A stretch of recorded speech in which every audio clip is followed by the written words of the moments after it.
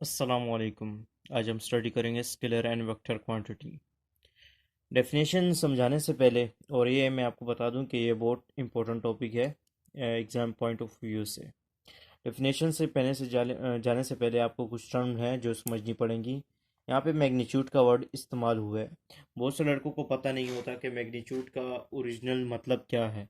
ठीक है, वो याद तो कर लेते हैं कि scalar quantity is completely describe by its magnitude only.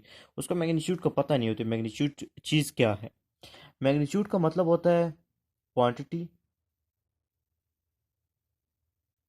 या फिर डिस्टेंस।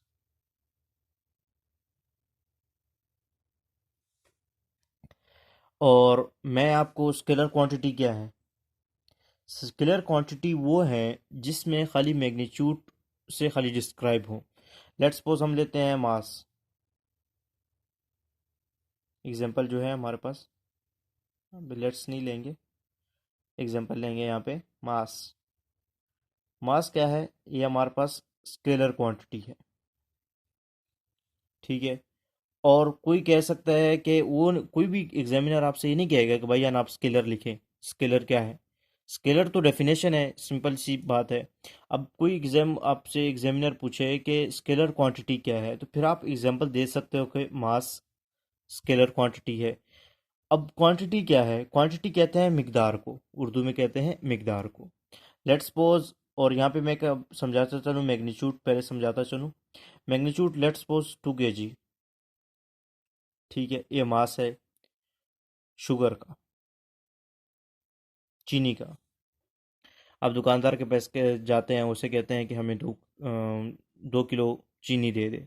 अब दुकानदार के पास जाएंगे, उसे तो ये तो नहीं कहेंगे भाई मुझे चीनी चाहिए, वो पूछेगा कितनी। आप उन्हें बता नहीं पाएंगे। आप बताएंगे कि 2 kg चाहिए, तो तभी आपको वो देगा। तो इसकी जो न्यूमेरिकल्स वैल्यू है, ये हमारे पास क्या आ जाती है, क्वांटिटी आ जाती है। इसकी जो न्यूमेरिकल वैल्यू है, कोई भी न्यूमेरिकल वैल्यू होगी वो क्या आ जाएगी, में क्वांटिटी। और जब क्वांटिटी आ जाएगी तो हम वो कहेंगे कि ये मैग्नीट्यूड है उसका। ठीक हो गया। और ये भी बात सब नोट कर लें कि मास का जो हमारे पास यूनिट क्या है, वो हमारे पास क्या है, केजी। ठीक है, तो हम तो यूनिट को तो मैग्नीट्यूड नहीं कह सकते। जो उसके साथ जो न्यूमेरिकल वैल्यू है उसको हम क्या कहेंगे, क्वांटिटी। क्वांटिटी भी कह सकते हैं, मैग्नीट्यूड भी कह सकते हैं। मैग्नीट्यूड कहें तो वो प्रॉपर वर्ड है।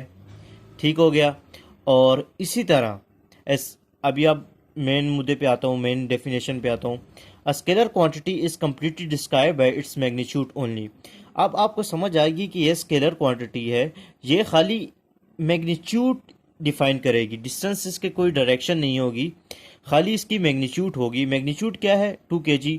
तो इट्स मीन कि ये हमारे पास क्या आ जाएगी, स्केलर क्वांटिटी आ जाएगी। ठीक हो गया बेटा। अब बात करते हैं वेक्टर क्वांटिटी की। वेक्टर क्वांटिटी क्या है, वेक्टर क्वांटिटी में भी मैं आपको बताता चलूँ कि डिस्टेंस और डायरेक्शन का फ़र्क है। मैग्नीट्यूड और डायरेक्शन का फ़र्क है। इसमें मैग्नीट्यूड थी, इसमें भी मैग्नीट्यूड है, इसमें डायरेक्शन नहीं है और इसमें डायरेक्शन है। डिस्प्लेसमेंट एग्जांपल लेता हूँ डिस्प्लेसमेंट की।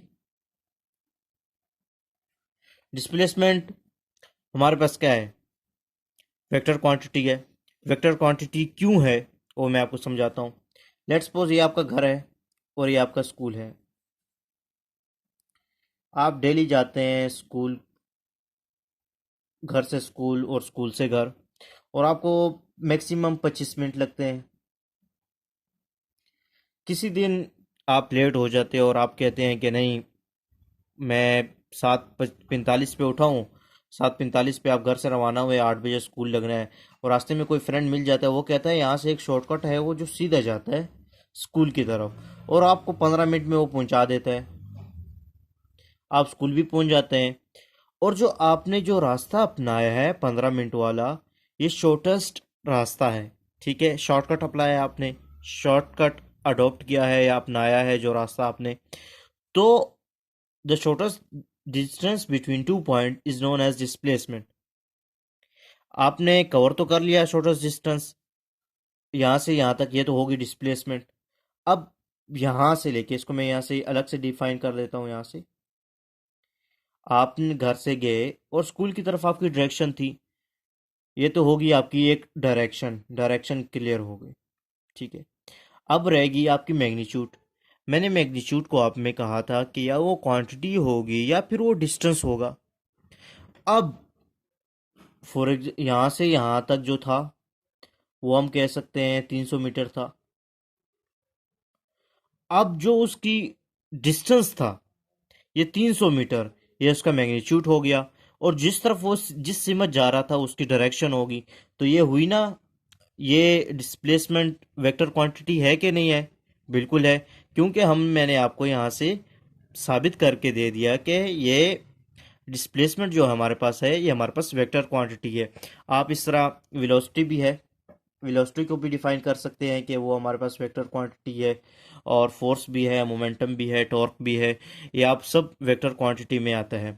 अगर स्केलर क्वांटिटी में बात करें तो हमेशा आप याद रखना, स्केलर क्वांटिटी में length, time, volume, work and energy, और उसके अलावा स्पीड। स्पीड को कभी भी आपने वेक्टर क्वांटिटी में नहीं लिखना, स्पीड हमेशा क्या है, वो स्केलर क्वांटिटी है, ठीक है। आज तक इतना ही। नेक्स्ट वीडियो में इंशाल्लाह मैं आपके साथ मुलाकात करूंगा।